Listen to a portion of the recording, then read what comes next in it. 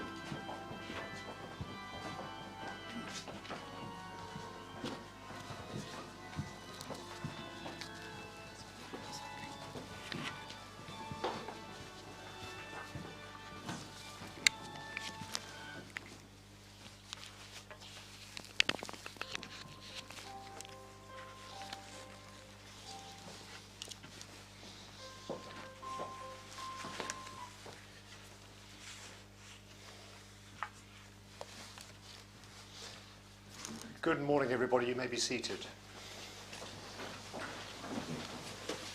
So, as you'll know, this is a very special occasion. I think the third Diplomates ceremony we've done.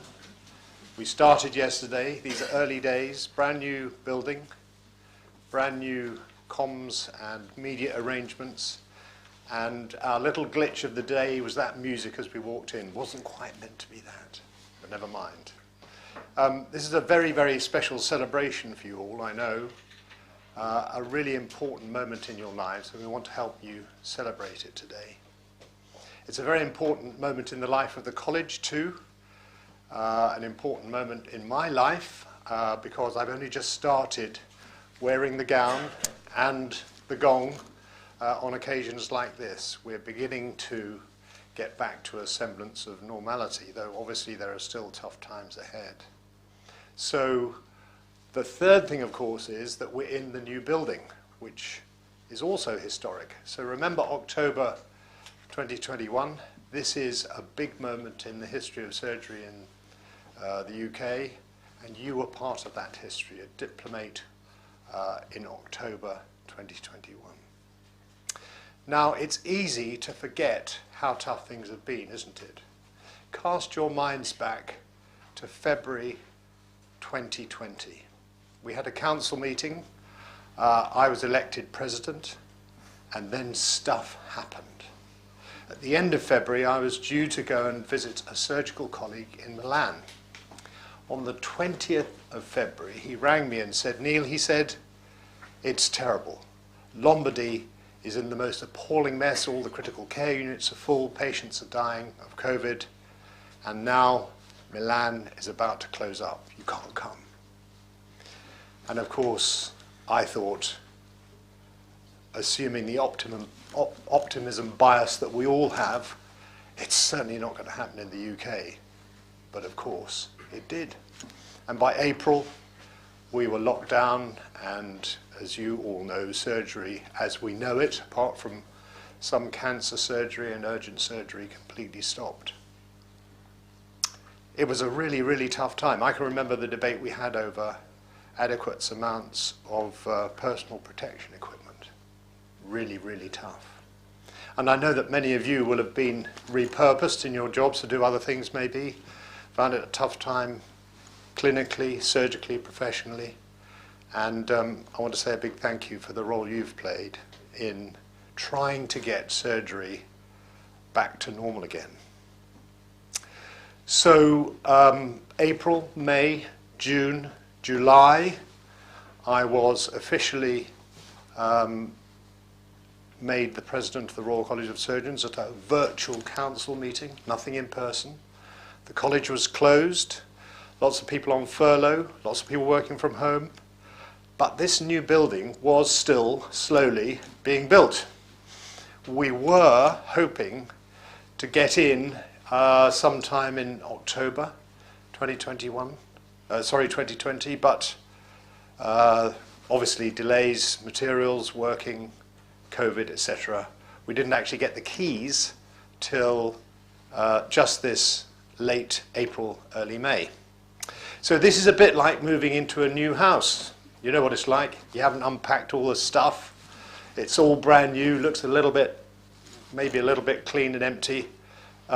Give us a chance. We are working on it. It will be in due course decorated out very beautifully and will feel a very homely, welcoming place, I am sure.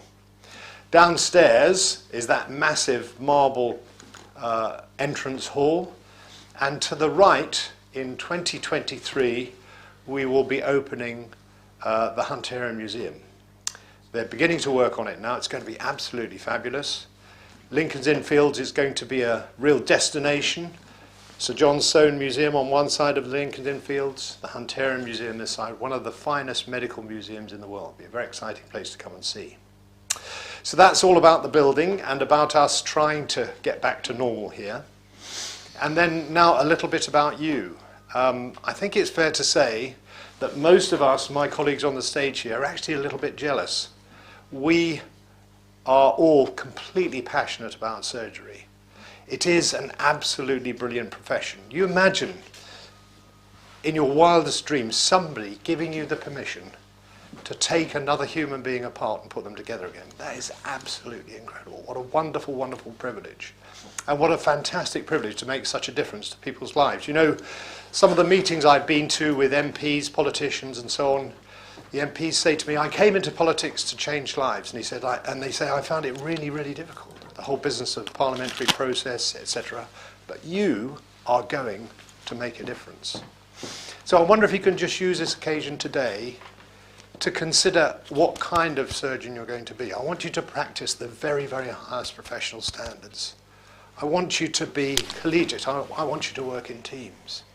I want you to be kind to your colleagues. And most of all, I want you to put your patients first. So, as you line up and come up to receive your certificates, remember these two things. Number one, you are never needed ever before as now with the massive waitlist crisis we have ahead of us. You are really, really important to the recovery of surgery in the country. As you come up, we're not allowed to shake hands because of COVID, so it'll be elbows. Hold the certificate with me. The cameraman will be in the middle. And we look forward to having lots of smiles as you come up for the main diplomate ceremony. So we'll carry on with that now. There'll be a little pause while my colleagues rotate around to bring some of you up to the stage. And we'll stop there for the moment.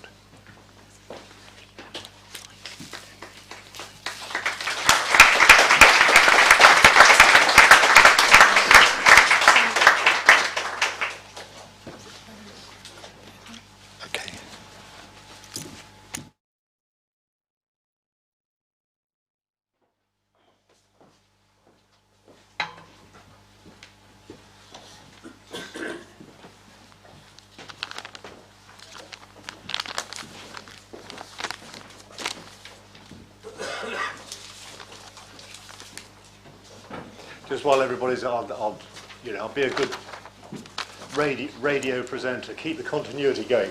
I tell you what, yesterday morning we were absolutely terrified because we'd never done this for 2 years. And so it's great that we're actually getting back to normal, and we're about to start. So here we go.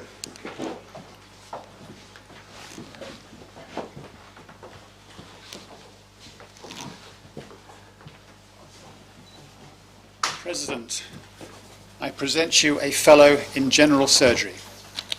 Alexander Harris.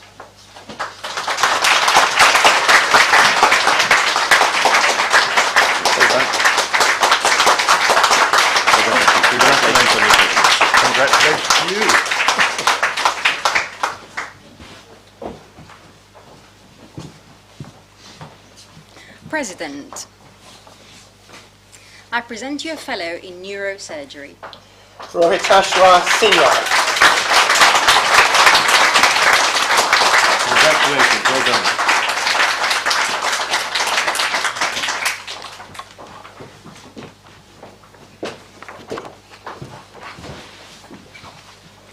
President, I present to you a fellow in oral and maxillofacial surgery. Atir Bedri Ujam.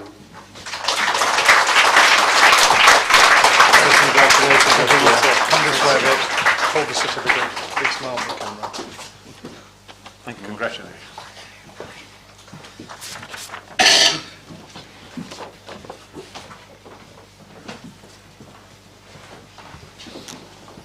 President, Microphone. President, I present to you a fellow in otolaryngology. Pratibha Sivaprasadan Manu. Very well done. Everyone hold it. Big smile. Congratulations.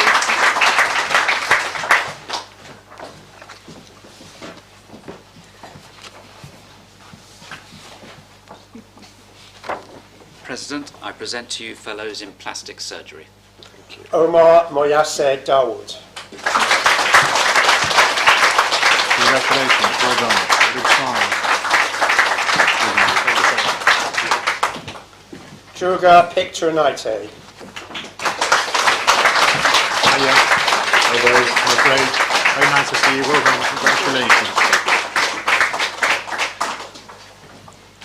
Katya Aureli Mikhaila Sindali. Sorry about that. Congratulations. Well done. Well done. Take it. It's yours. Roshan Vijayan.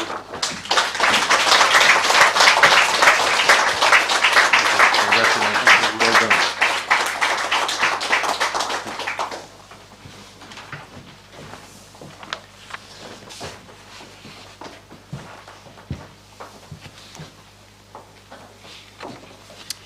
President, I present to you a fellow in trauma and orthopedic surgery. Samuel McMahon. One Samuel. Congratulations.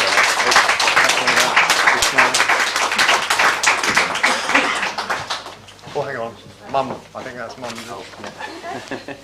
Yeah, you want to come up? Oh no. Oh yeah. Oh God. Oh mum. No. Shoes on.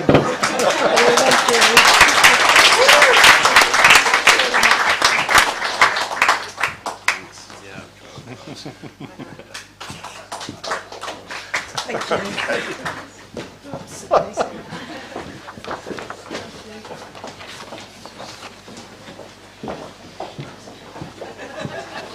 President, I present to you fellows in neurology.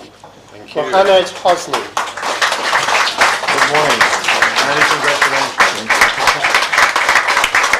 Well done. Arjun Konath Nambiar. Good morning. Congratulations. Thank you very much. This way. Congratulations. Well done. Thank you. Don't want to give you one. President, I present to you fellow Adiendon. Thank you. Noiko Stanilov. Good morning. Congratulations.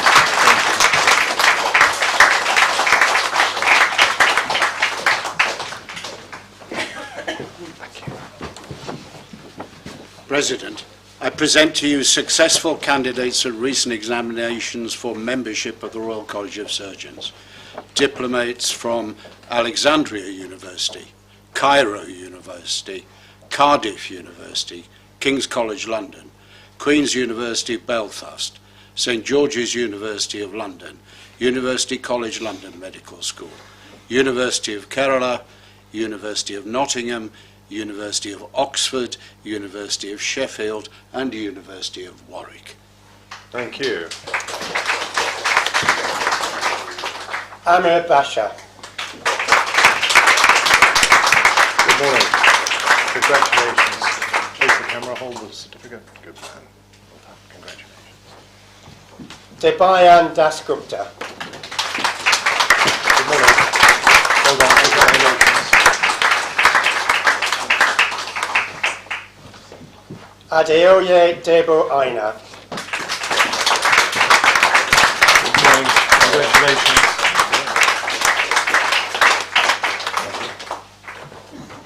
Majid El Safti. Good morning. Congratulations. Well done. Hold it to the plate. Well done. Take it. It's yours. Mohammed El Safti. Morning. Congratulations. Okay. Take it. Sophie Victoria Green. Morning, Sophie. Congratulations. Sarjan Ignatius Pius. Good morning. Congratulations. Okay, good. Hannah Jasani. Good morning, Hannah. Nice to see you. Congratulations. Okay. Jack Henry Gordon Kingdon. Good morning, Jack. Congratulations. Very nice to see you as well. Derek Lai. Morning, Derek. Very congratulations. Well done. Thank you. Okay. Jamie Mawini. Very good morning. Very congratulations. Well done.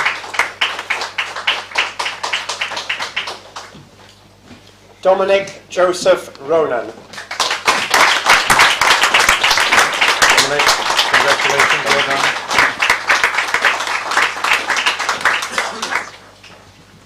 Eniola Salau. Very well done. Congratulations. And that, I think, is the end of our diplomate ceremony. That's very good. Now, there is something I'm going to do just now because, of course, lots of people have got to say lots of thank yous. First of all, I'm going to ask these guys to stand up on this side of the room. Up, standing, please. And I want you to give a big round of applause to all your parents, supporters, friends, and others to say thank you for all they've done for you.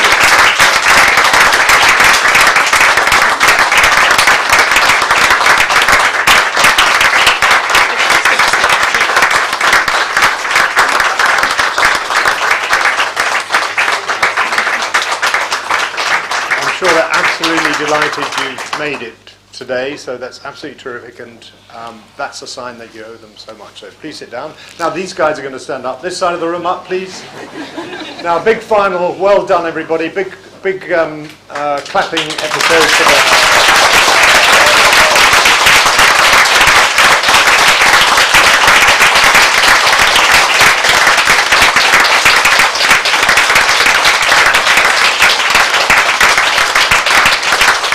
Okay, that's great. Not a very big room, not too many people here, but lots of enthusiasm. That's brilliant. Well done. So now I'm going to invite somebody to speak, to talk a little bit about surgical careers and other things. So Vishy Mahadevan is Emeritus Professor of Anatomy here at the Royal College of Surgeons of England. He's formerly Barber Surgeons Company Professor of Anatomy for over 20 years. He's been a long-standing member of the Court of Examiners, co-author of Ellis's Clinical Anatomy and a section in Gray's Anatomy. You may also know him from his anatomy teaching videos as the Funky Professor. Ladies and gentlemen, I give you Professor Vishy Mahadevan, otherwise known as the Funky Professor.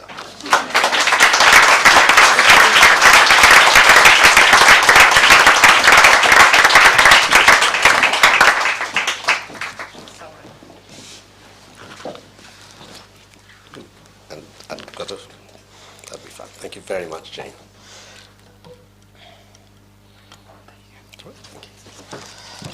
President, thank you very much, and above all for according me the great honor of addressing such an accomplished and resplendent audience of diplomates, fellows and members. And so, Mr. President, and day of such special significance to all of them. So, Mr. President, members of Council, fellow members of the Court of Examiners, diplomates, and guests. Good morning. In this address, which is aimed principally at the newly inducted members, I propose to touch on 3 themes. And in so doing, I shall draw on my own professional experience, which until my retirement 2 years ago, covered a period of 4 decades and which spanned 3 distinct and successive phases. The first of those phases was as a full-time, busy trainee, junior and senior, in general, vascular and oncological surgery. The second as a full-time research scientist in what I believe was then, and quite possibly is still, the most exciting, stimulating and fertile environment in the land in which to practice biomedical research. And the third and longest phase was as a full-time teacher and trainer in this glorious and second-to-none institution, the Royal College of Surgeons of England, almost exclusively in the service of the surgical profession. Now, the first theme that I wish to talk about is lifelong learning. Every conscientious surgeon must be a perpetual student. Since the corpus of surgical and medical knowledge is constantly expanding and being refined and redefined, and given the strong present-day emphasis on evidence-based clinical care as against a subjective approach, it behoves the surgeon to pursue continually the acquisition of new knowledge by reading, by using the internet judiciously and critically, by attending well-chosen conferences and courses, and by engaging actively and constructively with professional colleagues. This is often a difficult task under the circumstances of busy on-calls and other clinical responsibilities. However, a commitment to continued learning is such an integral part of excelling as a surgeon that it should be given the highest priority. But the one unfailing way of ensuring that you are a lifelong student is to be a dedicated lifelong teacher. After all, the title doctor is derived from the Latin docere, to teach. Therein lies a message for all the new diplomates. The debt I owe to my students for keeping me constantly on my toes, so to speak, and thereby contributing hugely to my intellectual sustenance and well-being is quite frankly unrepayable. The second theme has to do with single-mindedness. If single-mindedness is what I think it means, then very far from being a highly desirable virtue, it is, in my view, an attitude of mind that carries for the individual the risk of potential self-destruction. I believe it is perfectly possible to remain highly focused on the task at hand and completely dedicated and effective without being single-minded. The two qualities, the ability to remain focused and single-mindedness, are not inseparable, and they do not necessarily have to go hand in hand. In this life, plagued with its uncertainties, and the last 18 months have shown that to us, in this notoriously unpredictable life, where you don't know what lies around the corner, or indeed what lies ahead, wisdom consists of having up your sleeve a well-conceived plan B, carefully worked out in some detail, and a plan C too. And if yours is not innately a temperament that allows for plan B and C, then I would seriously urge you to cultivate one that does. The third theme is one that is perhaps closest to my heart, that of the proper and effective application of one's knowledge of the basic surgical sciences in the day-to-day care of the surgical patient. For instance, what could be more satisfying or more exciting than making a reasoned and accurate clinical diagnosis of diabetic ketoacidosis in a dehydrated, obtunded, and hyperventilating patient, and waiting for the lab investigations not to help you reach the diagnosis, but merely to confirm your clinical diagnosis and to quantify the magnitude of the electrolyte and pH disturbance and help you plan appropriate treatment. What could be more satisfying in the operating theatre than anticipating and identifying methodically and accurately, one by one, and in the correct tissue planes, the various anatomical hazards that present themselves during a submandibular gland excision or during a carotid endarterectomy? Ah, the joy of enslaving the basic sciences. Few professions call for so much responsibility and obligation and offer so much in the way of opportunity as does the surgical profession. In the care of the suffering, the surgeon needs technical skill, undoubtedly, much scientific knowledge, clinical judgment, which is of course born of experience, patience, and a considerable depth of human understanding. Those of you who use these attributes with courage, with wisdom, and with humility will provide a rare and most valuable service to your community. And what's more, you will build within yourselves an enduring edifice of character. As young surgeons, you need ask of your professional destiny no more than this. And more importantly, you should be content with no less. I am indeed privileged to be sharing this special moment with you, and it is with very great joy and warmth that I congratulate all of you on your very special day of achievement. May I also felicitate all your families and loved ones, whether or not they are here with you today.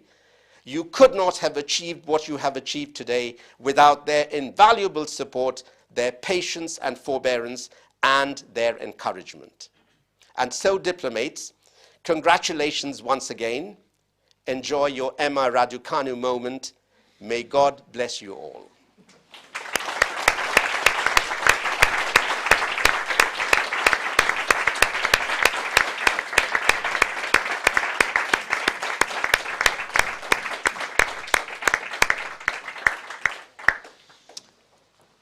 Now, thank you very, very much, Vishy. Jarvis is just coming up to collect the mace. We're going to ask you now to stand whilst the stage team leaves the room. And we're ready, please. Thank you.